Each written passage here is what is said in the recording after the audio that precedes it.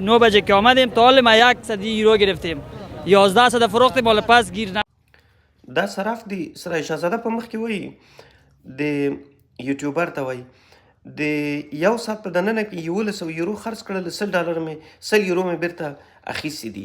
داسې کارېږي چې په ډالر باندې د خلکو یا په یورو باندې یا بهرنیو اسعارو باندې د خلکو هجوم زیات شوی ده او د اوازو د ډالر نرخ پورته بولی ده.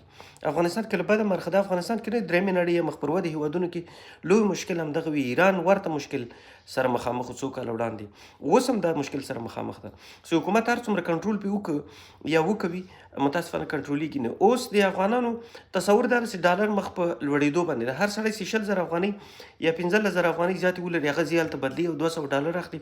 کله چې ضرورت شي بیا هماغه ډالر بیرته خرڅوي. د ده تصور دا ده چې کیدای شي 1,000-1,500 پکې ګټه وکړم یا تاوان پکې ونه کړم، نو دوی خپله د ډالر قیمت لوړ کړی ده.